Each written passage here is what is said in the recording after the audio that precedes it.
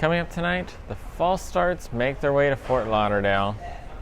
We join the brand new Odyssey of the Seas, the final in the Quantum class ship, and Quantum class gets something it's been needing for a while, a main dining room. It's all coming up, so let's set sail.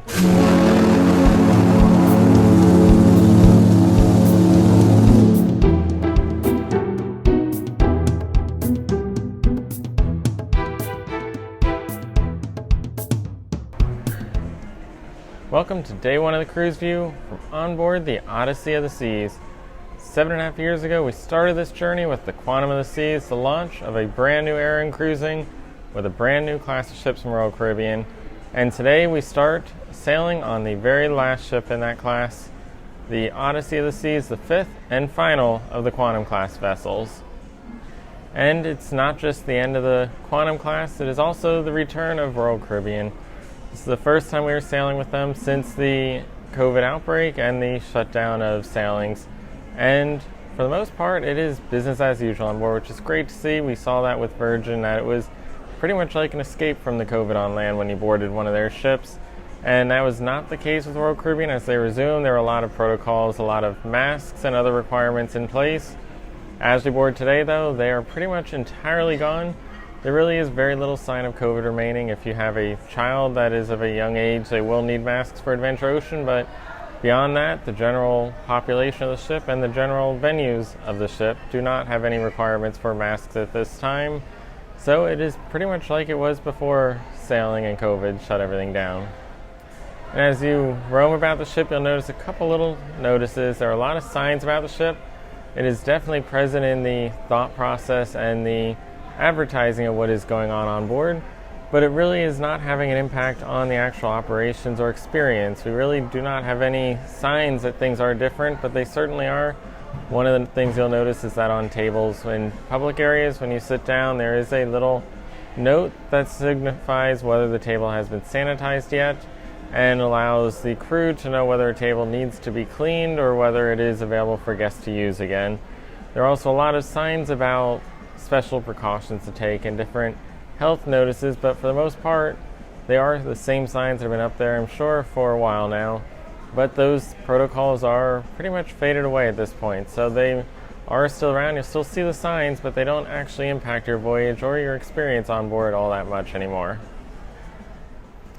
Along with those COVID issued protocol changes, though, one thing that did stick was the removal of the cruise compass. There is no more paper on board. Strong effort to avoid any paper at all, and that is something we saw with Virgin. That did not work out too well, and since then they've actually brought back a very traditional looking lineup document that is printed out in a nice sheet that has a very pretty and rather unique style for Virgin voyages to use for their equivalent of a compass. And that means that while they launched with an audience that has no experience or familiarity to a paper lineup, they were not able to make it stick and had to revert to the paper lineup, while Royal Caribbean, with a very loyal audience to that paper, is trying to move away. And as we got on today, there were no paper versions of the show lineup that used to be available. There are also no paper compasses available. I asked a few crew members about them in the different areas that were relevant to them and was told that they are not available. Speaking with our cabin attendant, though, we were able to choose to get paper compasses, so we are able to get one in our room each night. But if you go down to guest services to pick one up, there is a big sign in each spot that basically tells you to go use the app instead.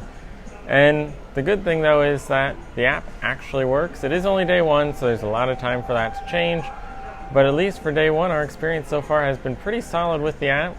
That is something I don't think has ever happened on any sailing with either line, MSC, Virgin, or Royal Caribbean at this point, that the app actually just seems to work and be thought out properly.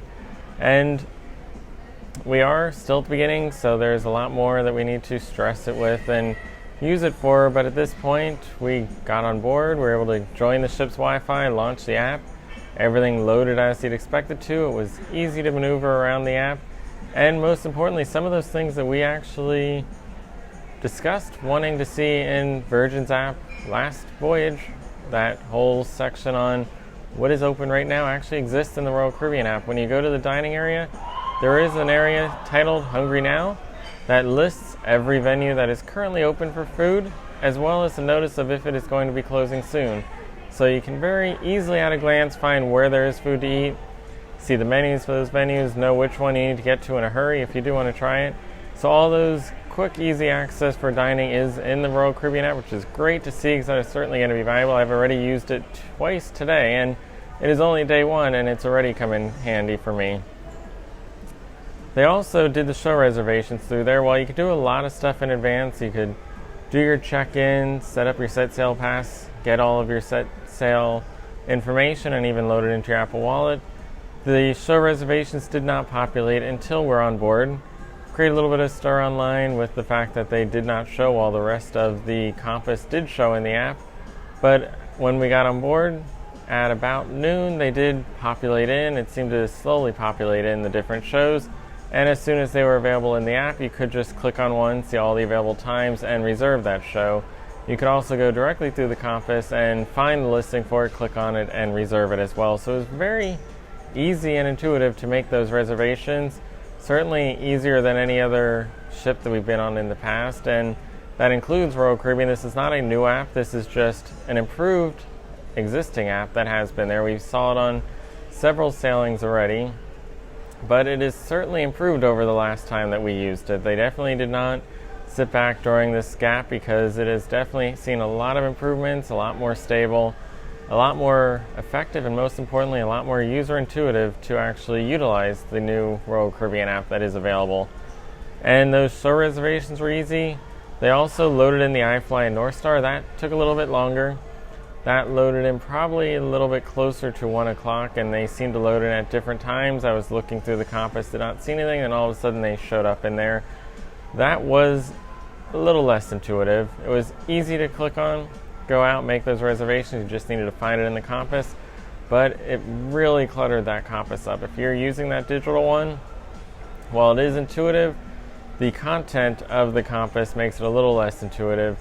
Every single 15-minute session of the North Star is listed as a separate entry in that compass, and every hour-long session of the iFly is listed as its own entry. So as you're scrolling through that compass, you just see a ton of iFly and North Star listed all throughout it, and that really makes it hard to kind of figure out what are the actual hours that it operates in and what other things are going on, because it's easy to get things lost amid all of those entries for those two activities. And that is something where, even though the app itself is very intuitive, the compass is still much easier on paper. Got that paper copy in my cabin earlier tonight, and when I looked at it, it had those nice sections. You can filter the app, filter it down to a different activity, but to do that, you lose a lot, and it takes a lot of extra effort to click on each activity, see everything that's going on. So that paper copy where you can just see every section, all the different things going on, is certainly a lot easier to use than the compass on the app. So unfortunately, the app is better, but you're still probably going to want to use that paper, and honestly, I don't see that going away. I love using my phone, use it all the time, but there are a couple things I do not want on there, and that is one of those. It's just so much easier to have that piece of paper, pull it out, not worry about using the phone all day and killing the battery, because when you're looking at it all the time, it is a bit of a drain on that phone battery, so it is hard to get through a full day when you're constantly using it for every little thing all day.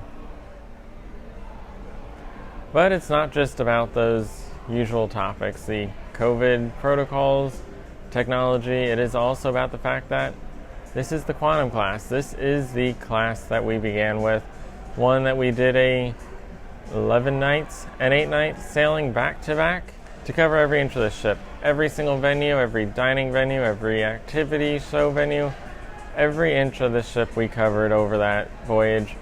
And that is the most extensive we've covered any class, because for the most part, the classes that have followed, the ships that we've done since, have piggybacked on what we covered in that one. And while this is the Quantum class, it is unfortunately the last in the class, the 5th one, and that means it follows in the footsteps of its older sisters, the Quantum of the Seas, which we sailed on, Anthem of the Seas sailed as well, Ovation of the Seas also covered, and then you get to what is referred to as the Ultra Quantum class, something a little bit odd in my opinion, because the next one, the Spectrum of the Seas, certainly qualifies for that name. They took her back a little bit, made a lot of changes, redid the entire front top deck of the ship, and moved all the suites up to there, redid a lot of different areas of the ship. And then they came to the Odyssey of the Seas, the final one. While Spectrum went to Asia, Odyssey came to the US, and they took and made her a little bit different. They didn't build on Spectrum. They actually seem to have gone back to the original Quantum design, the one that started all, and looked to improve that. They redid the entire pool deck area to make it far more tropical, beachy, much more appropriate for the Florida conditions that are out there. Got rid of that indoor pool, made a lot more outdoor sun deck space, something the Quantum class certainly was lacking when we were in those very hot days at sea, because it was meant for winter conditions.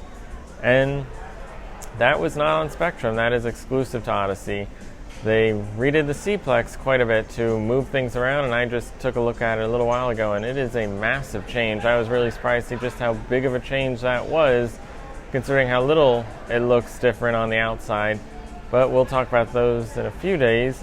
They also redid some of the sports area, and of course the main dining room has made it to the Quantum class. Both Spectrum and Odyssey bring a true main dining room with 2 levels, and the 3rd level being the roundabout looking down on it. So as you walk around the ship, it definitely feels like Quantum. Quantum through and through, top to bottom, front to back. You really can't even tell which one you're on in a lot of places, whether you're on Quantum, Anthem, Odyssey. It all just kind of feels the same, and that is great because the Quantum class is such an incredible design. But there are those small little areas, that main dining room, and up on those top decks, that you immediately notice the differences. And those differences, for the most part, all seem to be good. I honestly walked around the ship, really didn't find anything that felt like a step backwards at this point. Everything seemed to be moving in the right direction, an improvement. And as we look into the future with Icon, I'm sure we'll see some of these improvements from the Quantum class blend with more of the Oasis class to build that new Icon class. So this is an 8-night Southern Caribbean sailing, supposed to sail on the Explorer of the Seas for a 9-night Southern Caribbean sailing back in 2021. That fortunately got canceled by COVID, did a lift and shift, jumped over to Odyssey, gave up 1 night to get over to Odyssey of the Seas for the better ship. So this is an 8-night Southern Caribbean sailing, and it has seen many changes. It was originally supposed to visit Grand Cayman, and unfortunately, because of COVID, it is not open, so they moved it to Nassau, and just a few weeks ago, they upgraded us to Perfect Day in Coco Cay. So our 8-night Southern Caribbean voyage now departs from Fort Lauderdale, heads to Perfect Day in Coco Cay, 2 days at sea, visit to Willemstad, Curacao, a day in Rajastad, Aruba, 2 more sea days to get back up north, and ends in Fort Lauderdale once again. And that, of course, was our location today as we just boarded the ship with Fort Lauderdale, Florida. This ship, this vacation, these times seemed like a whole lot of false starts. And that was true of our departure today. At 5 p.m. we were scheduled to depart. Instead, we left a little bit early. About 4:50 the thrusters started. By 4:53 we were moving away from the pier. 5:08 we were pointed at the channel. 5:15 we were already passing the Fort Lauderdale beach and headed out into the ocean. So a fairly quick departure for us today, and of course this horn blows with the Point of America condominiums right along the Fort Lauderdale port. Probably the highlight of this port for departures is that condominium area and all the horn blowing that does often go along with passing that area. And of course there were tons of people out there with signs looking at the ships and watching everybody depart today.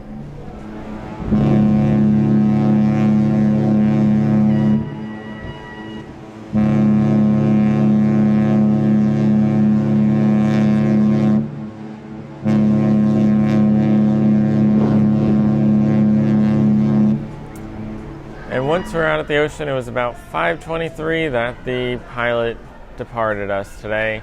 And that did not last long. At about 7:30 tonight, the captain announced that we were going to be returning to Fort Lauderdale for some kind of emergency to offload people, most likely medical related. And that meant that he had to spin the ship around and head back to land and he did so in a hurry. We got up to solid 20 knots as we were flying back to port, and you could certainly feel it both in the winds outside as well as just in the movement of the ship. When we left Fort Lauderdale, we actually had a surprising amount of movement in the ship. When you looked outside, we were feeling almost like a standstill. We were going very slow. It is not that far to get to Coco Cay from Fort Lauderdale, more than Picone, but not too much. So we're certainly going at a slow pace, and you could definitely feel it was almost like we were bobbing around in the ocean there versus cutting through it if we were going at a higher pace. But as we made that journey back to Fort Lauderdale, we're certainly at a much higher pace. With 20 knots, we're flying through the oceans, and you could feel all that rocking and definitely feel it cutting through.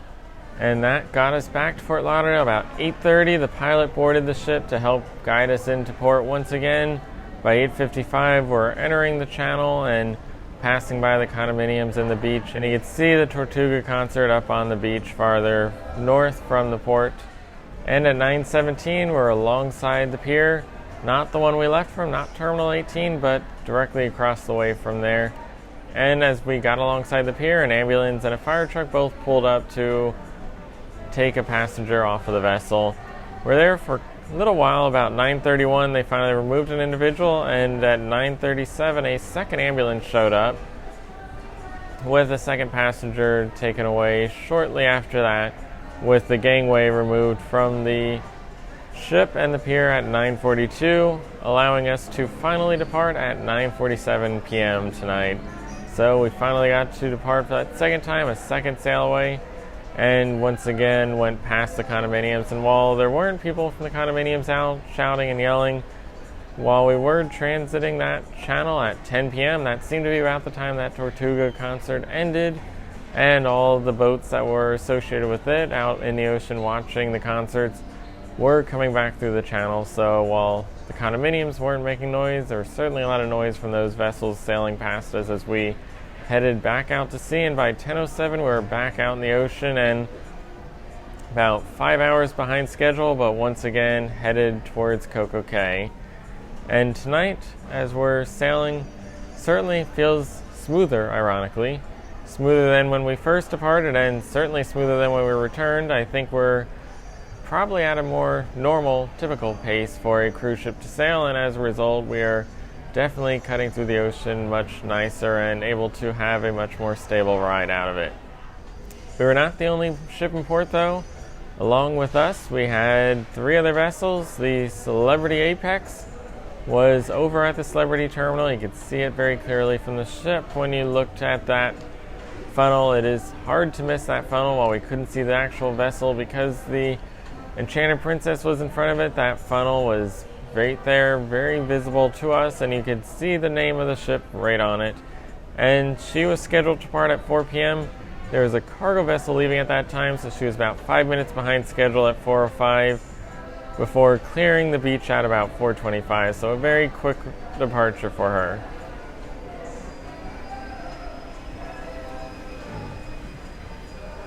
The Enchanted Princess was then scheduled for a 4 p.m. departure as well, but she had some issues with a Holland America vessel that was in the port beyond its window and ended up delaying her arrival, so that she now had to delay her departure. And she is on a transatlantic, so she'll hopefully be able to make that up relatively quickly, but that meant she was still there when we left, even though she was supposed to depart at 4 p.m. When we did return, though, she was gone, so she did leave somewhere in between.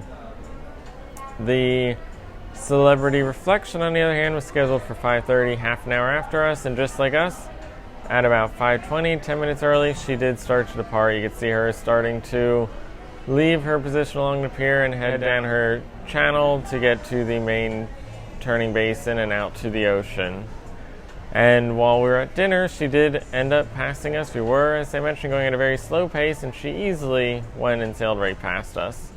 So as for our weather, we did have an absolutely beautiful sunset at 7:40 p.m. You could see it off the back of the ship and, of course, forward of the ship as we made our return tonight. And it just cast a beautiful glow over the Florida coast as we were making our sailing. We had sunny, perfect conditions today, a high of 79, not too hot, not too cold, just right. And the seas were a little bit rough, nothing major, but definitely not smooth like we've been seeing lately.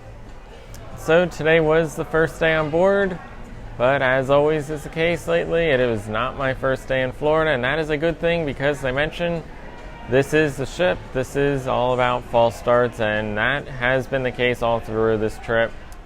False start in our departure today, false start in Odyssey of the Seas setting sail as a whole, with the Israel sailings being canceled. And of course, that carried on to our trip with our arrival to Florida on April 2nd. Airlines have been a complete disaster the past couple of weeks. That is nothing new. It's been an issue all through COVID, but for some reason it's really spiked in the recent days. And of course, departing on April 2nd, there were storms in Florida, canceled tons of flights all throughout the state. Orlando, Fort Lauderdale, Miami hit probably worse than any other airport because of just how busy they have been lately. So flying out of Newark to get down to Orlando, had a noon flight, got to the airport about 10 a.m. and we were able to board the plane, go through all the safety videos, get ready to depart, and then they delayed us. Delayed us a little while, then sent us back to the airport, delayed a little while longer before ultimately canceling the flight. And there are no other flights to Orlando until Monday. So that was Saturday flight canceled all the way to Monday to rebook it, and that was the case for Fort Lauderdale and Miami as well, which meant last weekend Odyssey sailed on Sunday for a 6-night sailing, and there were a lot of people that missed that ship despite flying out the day before. So even one day before is not good enough in the current conditions. A lot of people missed that. We ended up having to fly to Tampa instead. Was able to get a flight for 9:40 at night to Tampa, and that at least got us into the state of Florida on the same day that we were supposed to arrive. Then had to Uber to our hotel, but United did lose our luggage. They were supposed to send it to Tampa, but us, along with about 30 other passengers that also made the switch to the Tampa flight, had their luggage sent to Orlando with the original flight somehow. While they couldn't get passengers to Orlando until Monday, they were able to get all of the luggage from the canceled flights to Orlando on the same day. So we ended up having to go to Orlando International afterwards to pick up our luggage and pull an all-nighter to get through everything so that we could enjoy our trip to Disney World. So that was a false start for us in getting to Florida. We then drove down to Fort Lauderdale today, took a rental car, picked it up the same place I did for the Virgin sailing, and brought it down to the Fort Lauderdale budget rental, where they do now have shuttles running. That was not the case 6 months ago. There were no shuttles running. Now there are. You can take them there, and it was a location right adjacent to the port, which made it super convenient.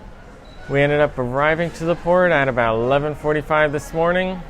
Got dropped off by the shuttle, dropped our luggage off. There were plenty of baggage handlers to take our luggage for us, and we walked into the terminal, waited in a very short line to get our COVID results checked. We were then sent over to security, where we were able to go through the security checkpoint and then go off to check into the actual cruise. Showed our COVID results again, vaccination cards, and of course the set sail passes. You could get those set sail passes in the app. You could also add them to your Apple Wallet, which is what I did for easier access. And they took a look at them, the passports, everything, and marked us off so that we could then board the ship. We headed up to the elevators, got to the second floor, went up the gangway, and it was about 12:15 that we were on the ship. So about a half hour total to get through the entire process. Very smooth, no hiccups, no issues that we ran into the entire time. One of the smoothest, I think, boarding processes that we've had in a while. Despite all the changes that went on, it was a surprisingly smooth one. And even the COVID test went smooth. We got them at Walgreens yesterday. We got the results in about an hour. And they just looked at the PDF that we were given and our email with the results. So nothing complicated. Didn't print anything. I had no papers with me at all. Entirely used the digital copies that I stored on my phone, along with the digital Apple Wallet CPass card that I used to get through. As I said though, this is the voyage of false starts, and that continued while we got on the ship. About a half hour, we found that we left something back at the rental center, so we had to depart the ship figure out how to get through that. Went through guest services, security, and was able to get off the ship. Had to go to the security agent at the gangway on the ship to get tapped out of the ship, and then tapped out in the terminal, and was able to depart the terminal area and go ashore to retrieve our item. Came back to the ship. It was about an hour, I think it took to actually get there and come back. And then it was super quick to get back through, probably about 5 minutes. Still had to go through the security checkpoint once again, but was able to skip past all the other steps. I think the number one thing that made it easier was the fact that before we departed, I went to the cabin because they had open and actually got our keys. So I think having that key to get through the terminal definitely made it much simpler and more efficient, because as soon as people saw the key, they knew that you were already through. And the key had the ability to tap in and out of the ship, which I don't know is the case for the set sail passes, because they are done differently than the keys when you're getting on and off the ship. But of course, we made it. We were on board before the 3:30 deadline, and as has been the case, while we had those false starts, we were able to overcome them and keep things moving along. So we got on board, and now we have our compass summary today, because there were many things that went on today. The first of which was the moment we got on board, the new muster drill protocol. Definitely a huge departure from the traditional, and one that certainly surprised me. I was expecting something very similar to Virgin. I know that Nick Weir and his team have developed an e-muster setup, and I expected that Virgin's was kind of the same concept, use some of the patents from it, since they did allow it to be shared with any other cruise line. That was not the case. Where traditionally you would go to your muster station at the designated time, watch a spiel about everything, and then go along your business. Today, the moment we got on board, we were directed to go to our muster station. We were told that was the best thing to do. Go right there, check in, and that is what we did. Ours was in the Royal Theater, so only a few feet away from where we boarded the ship. Walked there, they scanned our set sail pass, got us onto the list as checked in, sent us over to an individual that gave a demonstration on the life vest, and we're free to go. They gave us little stickers that we were instructed to put onto our card key later, so that crew would know that we had gone through all of the muster drill requirements, and that was it. It took a few minutes and we're on our way. We had the entire day to do what we want instead of having to wait and get disrupted by that. And it definitely made a huge improvement in the flow of things. It was much shorter, and I think the content was probably better because it was usually about 2, maybe 3 people. Very rarely did it seem to be more than one party at a time that was getting the demonstration, so you definitely got better, more direct attention, answering questions, and I think as a result, people probably are getting more out of it because they actually have to pay attention to what's going on. After that, the box office did open at noon, so pulled out my laptop, pulled out my phone, looked at everything to figure out what the best times were to schedule my reservations, and went through and made all of my show reservations. You needed it for Tap Factory, the Effectors, and you also needed it for the book. On this voyage, it unfortunately does not look like we're going to have any showings of Showgirls. That is the other main production show on board. So normally that would also require a reservation, but those are the only ones. None of the headliners or other activities require those reservations. It is just those main production shows. And it took just a few minutes to schedule it. As I mentioned, that app is super easy to go through and make those reservations. A lot less clicks, a lot less steps than before, and it's even a lot easier to modify them if you need to. And of course, with those box office reservations, I also made our iFly and North Star. Those are only available on the port days. If you look on the sea days, they do have a fee listed for them. On the port days, however, both activities are complimentary, and you must book them because they do book up quickly. Even when I looked, which was just a little while after they opened up, I could already see a lot of times that were taken. And unfortunately, since they are on those port days, that makes it a little more difficult because you have to wait around what you want to do in port, and of course your excursions.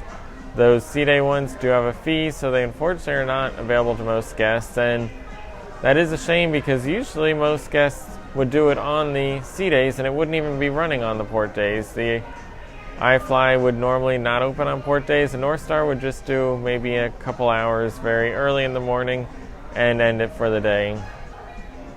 So the fact that it is a fee for both on sea days is a little bit of a surprise, and I'm sure it's cutting down on the number of passengers that are actually going to do those two activities. Then at 1:30, as I mentioned, the rooms were available, just like we've seen in the past. There was an envelope on the door right on the number sign, and that included both of our keys. So those were the keys to get into the cabin and to use around the ship. And at that time, at 1:30, when everything opened, our luggage was already sitting out in the hallway. So everything was ready for us to go at the time, and we did board a little bit later than our time slot. We did not get here in time for the 11 o'clock when we were supposed to board, but it did not delay our luggage getting here for when those cabins opened at 1:30. That is when we then went ashore and came back, and when we got back, we headed to the main dining room, that brand new, certainly unique main dining room. It doesn't have that fancy elegance of the other Royal Caribbean ships. It is a more modern and sophisticated look to it that is certainly unique and beautiful in its own way. But we went there to check out our table, had a location in the very center, which is a little bit awkward because the way that it is open to those top decks, anyone walking by is looking straight down into there, which can be a little awkward. So we checked to see about a different table, got one a little bit closer to the windows along the sides of the venue, something that had a little more privacy and was a little more secluded, because it was a lot of tables in that center area where along the sides were a lot of walls and other things to help break things up and make them much smaller little areas to help give it that intimate feel that we're used to, something a little more like what the traditional Quantum class dining rooms were and what we often see on the Oasis class on the sides of the venue. After that, at 4 p.m., the Apex did depart, and just as she was leaving, the Odyssey did sound her emergency system.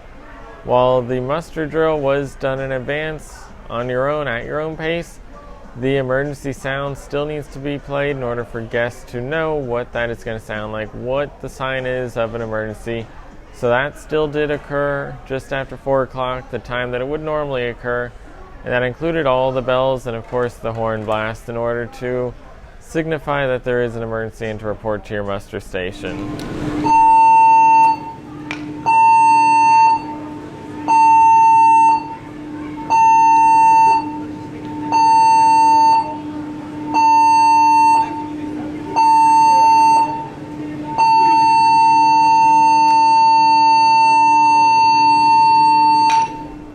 Just after departure, though, it was 5:30. It took just about the right amount of time for our departure to get us to that 5:30 time, which was our dinner for this sailing.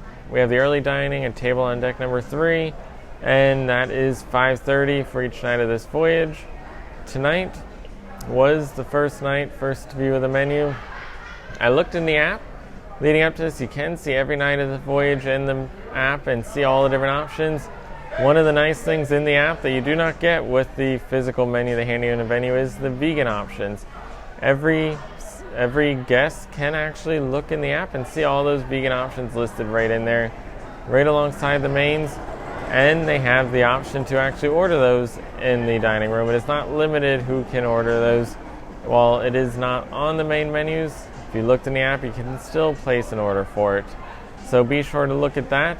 And while the menu itself didn't look all that interesting, it looked like a very traditional Royal Caribbean menu, something that has been a little bit of a concern with this one, because after Virgin, while their entertainment was lacking and we know Royal Caribbean is likely better, Virgin did set a new bar for dining, and that meant that Royal Caribbean certainly needs to step up their dining. And tonight, they didn't beat Virgin, but they certainly put in their best effort to get close. And that was very clear. While the menu looked very traditional, looked very standardized like we've seen in the past, the dishes did not. I started off with a starter of the French onion soup, and that was the gold standard of what I like to see. And a lot of cheese, bread, perfect French onion soup.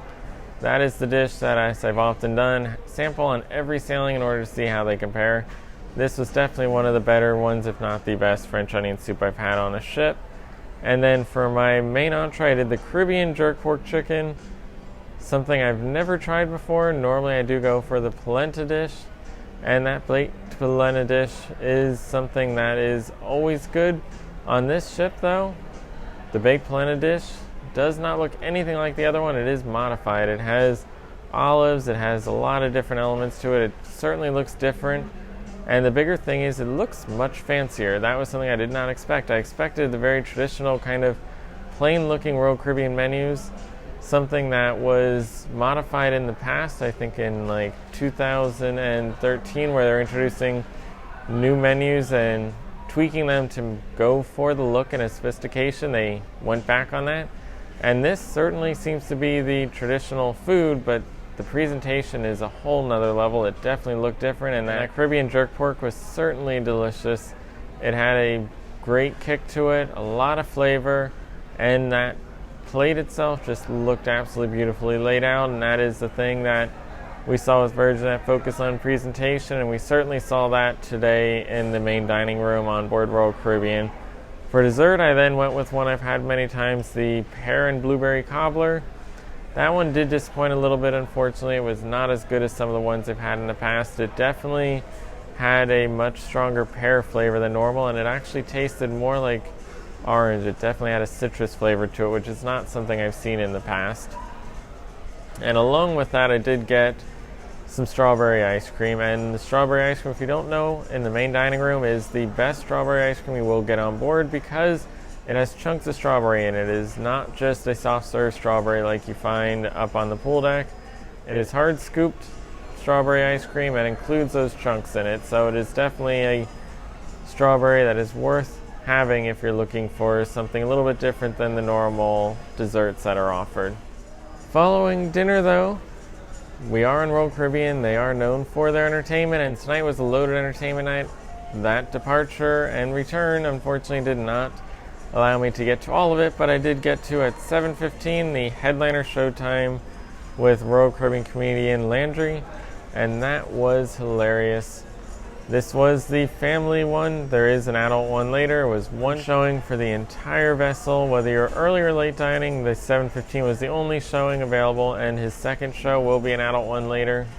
So this was the only family one from him. And when he came out, he was very talkative to the crowd, something that we love to see, very interactive. A lot of the comedy was built around the people that he was interacting with, and it was definitely a family-friendly one. It was certainly PG, if not G-rated in its comedy, and it definitely was one that could bring the humor out for the children and the adults. So it was an all-around great show.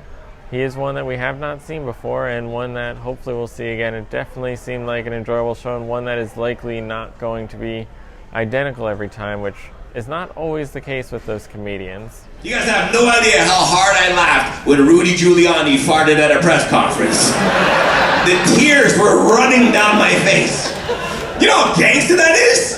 He didn't even apologize. There was no excuse me, there was no my bad, put a little too much creamer in the coffee this morning. No, he just kept talking like he wasn't sitting a foot away from a microphone. If he's doing that at a press conference, he's doing that at an Applebee's, let me tell you that. Following that, I did head to see our arrival back to Fort Lauderdale and that secondary departure. But if I hadn't done that, at 8:15 was the 270 experience, something that we've often tried out on these voyages. Typically gives you an overview of what 270 is like. Depending on the ship and the show, sometimes they've brought out singers, dancers, and aerialists to truly give you the entire picture of it. Other times it was purely the technology with the Vistoramas, robo screens, all the main elements of the venue. I did not get to it, so I don't know what it's entailing on this voyage. But part of the reason I wasn't overly worried about missing it was that it is also going to be offered later in this voyage 2 more times on, I think, day 6. So we will visit that later on and get to see that when that re-airs. Following that, that was the first 270 event, and 270 continued to be the event place for the night because that was 8:15, and then 9 o'clock was the virtual concert with Santa Fe and the Fat City Horns. This is one that did premiere with the Quantum of the Seas all the way back 7.5 years ago. It was the original Vistorama virtual concert.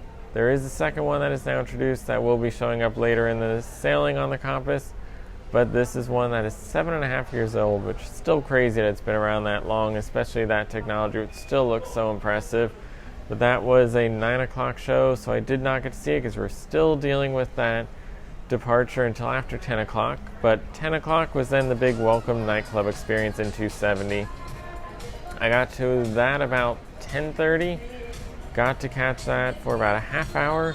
And when I got in there, it was basically the DJ in 270. It had the World Vistarama running, one of my favorites. It once again was static. It did not have the transition between day and night. It was just set to night, along with the music playing and some extra lighting.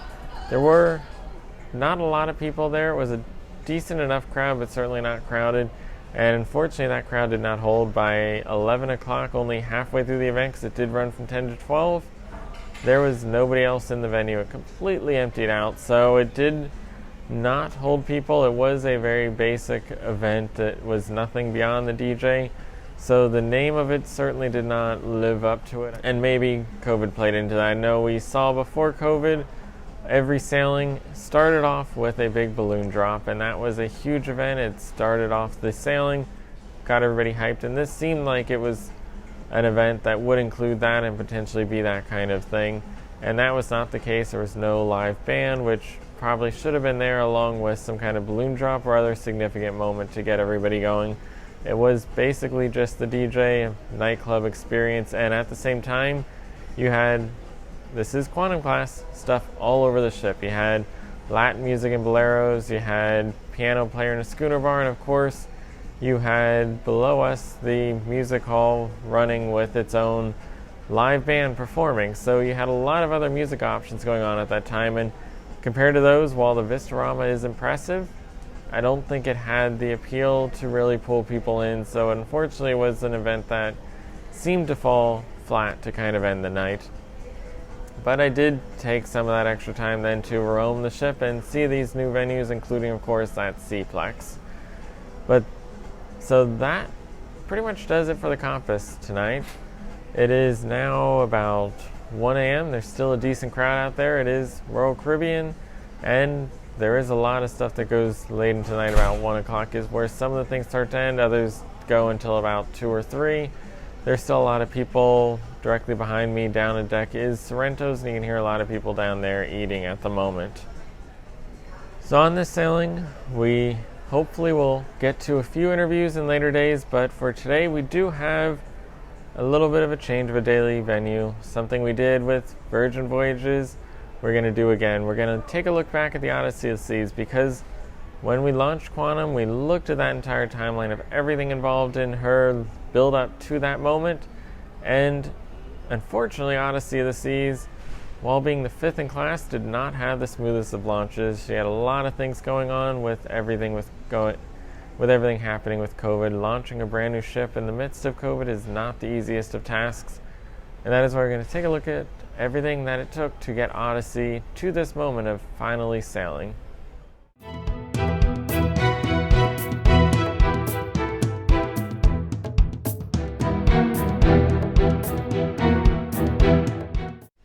So this is the Odyssey of the Seas, the 5th and final ship in the Quantum class course. Quantum of the Seas came first in November of 2014, with the Anthem of the Seas coming just 6 months later. A little bit after that, the Ovation of the Seas arrived, and then of course the first Ultra Quantum class ship, the Spectrum of the Seas, headed to Asia.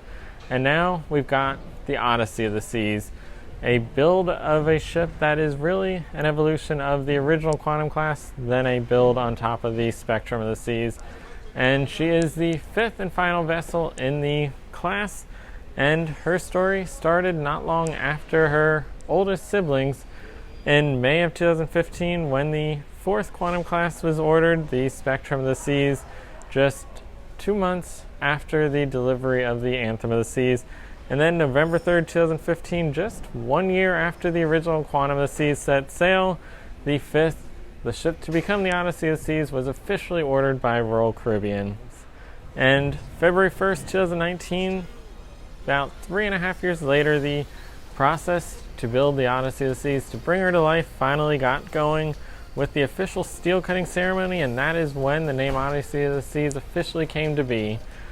Just a couple months later, May 3rd, 2019, the first official start of construction began as the keel was laid and the pieces started to get assembled.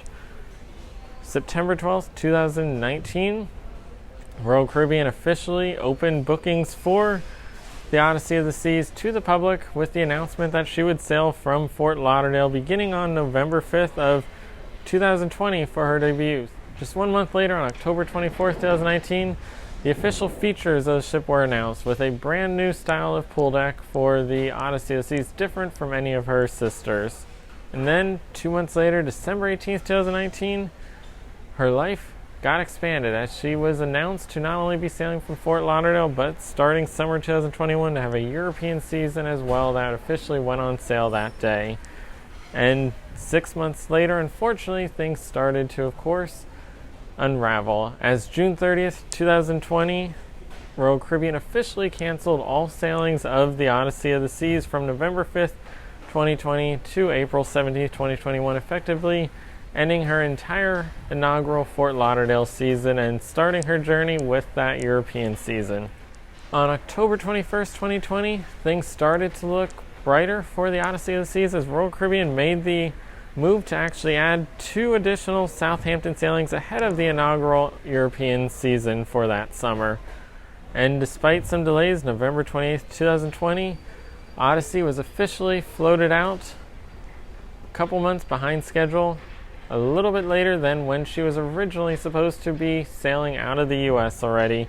And February 27th, 2021, just 3 months later, she went through her Elms River conveyance to get to the ocean, the open waters for the very first time. Shortly after that, March 1st, 2021, things got another change as Royal Caribbean announced that Israelis could sail on 3 to 7 night sailings departing from Haifa, Israel to the Greek islands and Cyprus. They were exclusive to Israeli citizens and required 100% vaccination, but would make Odyssey of the Seas one of the first ships to sail in the Royal Caribbean fleet.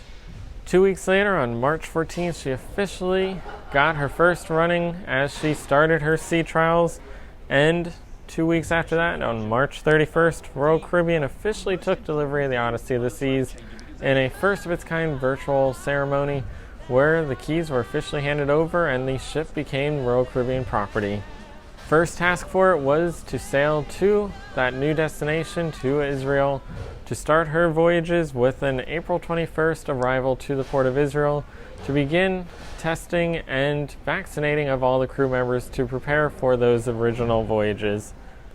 A month later, unfortunately, not COVID, but a war conflict between Israel and Hamas led to the cancellation of the entire Israeli season out of an abundance of safety and caution to keep the Odyssey of the Seas out of danger, with missiles and rockets being fired over at Israel, preventing them from safely keeping the vessel there. Instead, on May 17th, it was announced that the inaugural season would officially begin on July 3rd for the Odyssey of the Seas out of Port Everglades, Florida. And on that same day, Nick Weir announced that Showgirls, Past, Present, and Future would be one of the main production shows on board the Odyssey. Less than a month later, June 4th, she officially made her arrival not to Port Everglades, but to Port Canaveral, as part of logistics to get all the crew tested and vaccinated and prepare them for their U.S. sailings. This vessel made its way to Port Canaveral on the same day that the Carnival Mardi Gras was making a debut there as well, creating one of the most historic days for debuts of new cruise ships in the cruise industry's history. Less than a week later, on June 10th, she finally made it south just a little bit farther to get to her home port of Port Everglades.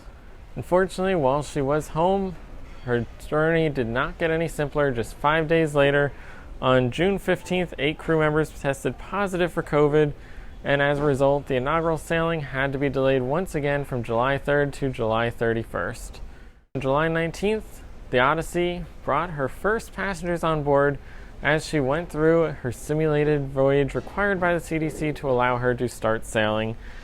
And on July 21st, Nick Weir announced the next production show, The Book, to be the new show for the 270 venue on board. Her long journey, though, is finally coming to an end because just 10 days later, July 31st, the Odyssey of the Seas started her inaugural voyage with a trip to Coco Cay, and from that moment on, she's been sailing around the Caribbean, taking passengers on 6 to 8 night voyages all over the Caribbean and leading the Royal Caribbean fleet in their welcome back to this post-COVID era of cruising. So that was a long journey, but she's here, she's sailing, she is business as usual at this point. In fact, she may seem to be the newest ship in the fleet, but that is no longer the case because the Wonder of the Seas just set sail about 2 weeks ago to take that title of the newest ship in the fleet. So Odyssey is now the second newest ship in the fleet and the final Quantum class ship. But what we didn't touch on there, of course, was the launch of the original Quantum class. And the biggest topic of that launch, of course, was dynamic dining. Those 4 main dining rooms you could switch between. American Icon is still, in my opinion, one of the best menus that Royal Caribbean has ever offered. So many items on there that I loved. And while dynamic dining did not make it, the setup did stick around. So Anthem of the Seas has it.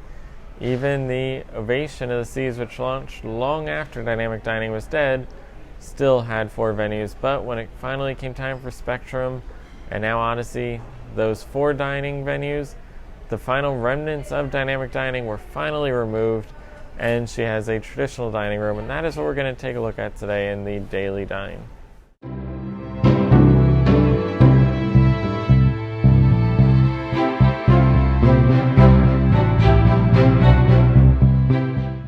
Royal Caribbean is known for its large, grand spaces. This is especially true of the main dining room on its vessels, with grand 2-level spaces on the Vision and Radiance class, while the Voyager, Freedom, and Oasis class features 3-level venues. With the Quantum of the Seas, the concept of dynamic dining was introduced, utilizing 4 distinct restaurants spanning 2 decks in place of the traditional dining room. This concept faced issues from the start, and despite efforts to take it fleet-wide, was ultimately removed, leaving ships built after it still retaining this 4-venue concept. With the Spectrum of the Seas, and now Odyssey of the Seas, the traditional single main dining room is back. On Deck 3 and 4, the lobbies that led to the venues remain, as the lobby leading to the single venue on each deck. Instead of the 4 spaces combining into one large 2-level dining room though, the rotunda on Deck 5 had its central sculpture removed, and in its place is opened down into the main dining room below, allowing it to have a grand 3-level feel even with its limited existing 2-level space. Featuring the same rotating menu across both levels, the lower level on Deck 3 features additional capacity with the inclusion of the center area, allowing it to handle traditional 2-seating dinner service, while Deck 4 features the more dynamic My Time dining option. So that is certainly a departure from the normal dining rooms on board Royal Caribbean ship and definitely Quantum class, but it does feel very familiar, and that is what I think a lot of people were looking for, and it seems like Royal Caribbean did a great job of building that kind of balance between what a Quantum class ship had the ability to support and what the traditional venue would be like. So that does it for today. Once again, I am Derek Cohn. Stay tuned for tomorrow, because tomorrow we are in Coco Cay bright and early. We are not there alone. I think a Freedom class ship will be with us, but it still shouldn't be too crowded. That island is capable of holding 2 Oasis class ships at once, and with COVID, we are probably not at full capacity, and I'm sure the Freedom class ship is not anywhere near full capacity from what I've seen the past few weeks with some of these ships. So it should be a good day tomorrow. Be sure to come back to check out that and check out all the links.